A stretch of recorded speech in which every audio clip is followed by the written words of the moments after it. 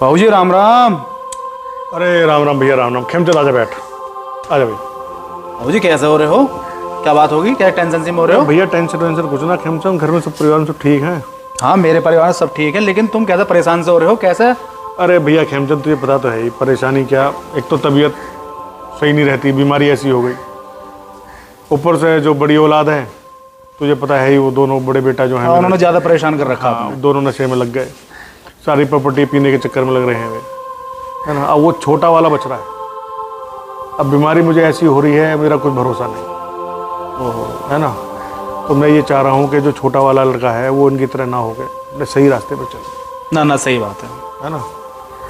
तो खेमचंद तू कुछ सलाह दे, तू अपना है, हमारा हितैषी है तो तू कोई ऐसी सलाह दे मुझे जो छोटा वाला लोंडा जो है मेरे इन चीज़ों से निकल गए और अपना सही हिसाब किताब रहे। बाबूजी मुझसे ज़्यादा तो आप ही जानते हो, सारी चीज़ आपको पता है। आप कुछ उसके बारे में अच्छा सोचो, देखो। मुझसे बेहतर क्या? आप मुझसे बेहतर जानते हो। भाई खेमचंद, तू भी तो हमारा अपना ही है। वो बात सही है, लेकिन जो आप बेहतर, कोई ऐसी बात हमें बता जो हम उसमें लड़के को बता गया उसे कर सकें सही। मैं नहीं चाहता ना कि जो छोटा वाला मेरा वो भी ऐसे निकल जाए। ना ना ना ना, बिल्कुल नहीं। लड़का है कहाँ छोटा वाला तुम्हारा वैसे? लो आ ही गए हो। अरे बेटा वीर। जी बाबूजी। यहाँ बेटा। नमस्ते अंकल जी। नमस्ते वीर, नमस्ते। और बढ़िया? जी बढ़िया। हाँ जी बाबूजी, क्या कह रहे थे? बैठ जाओ। तो काम दिया था बेटा मैंने, हो गया काम? हाँ जी, मैं फार्म पे से आ रहा हूँ, कर आया हूँ। जी बाबूजी, क्या कह रहे थे? भैया खेमचंद, तुम बताओ।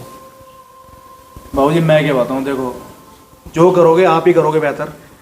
आप ही समझा दो, जैसे भी आपको कहना आप ही कह दो। बेटा देख, तुझे पता तो है ही कि मेरी तबीयत आजकल सही नहीं रहती। हाँ आपकी तबीयत। और तुझे यही पता है कि तेरे दोनों भाइयों की जो आदतें हैं वो ख़राब हैं। जुआरी वो हो गए, नशा वो कर रहे हैं जी। तो सारी चीज़ों का ध्यान बेटा तुझे रखना पड़ेगा। लेकिन उससे पहले मेरी 3 शर्तें। शर्त कैसी बाबूजी? सुन लो बेटा, सुन लो। शर्तें बेटा, एक तो पहली शर्त ये है, तुझे दारू के ठेके पे जाके जो सबसे महंगी वाली दारू वो लेनी है और ठेके के बाहर आके दारू पीनी है। ये नहीं है? अच्छा बेटा, बेटा एक बार उनकी बात तो सुन लो, क्या कहना चाह रहे हैं। मुझ में और भाइयों में फ़र्क ही क्या रह जाएगा? नहीं, वो आपकी बात ठीक है, लेकिन क्या पता वो क्या बात आपसे बोलना चाहता है। उनकी बात सुन तो लो, आप पूरी बात सुन लीजिए। ठीक है बेटा, पहली शर्त तो ये है। दूसरी शर्त मेरी ये है कि तुझे जुआ खेलना है। जुआ? और जुआ भी बड़े जुआरियों के साथ खेलना है,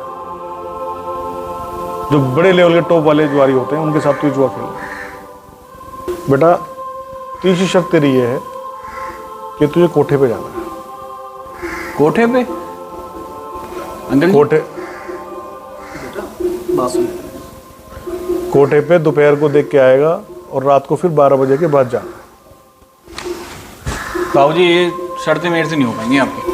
अरे भैया खेमचंद, जाके देख समझाइए जरा बच्चे को।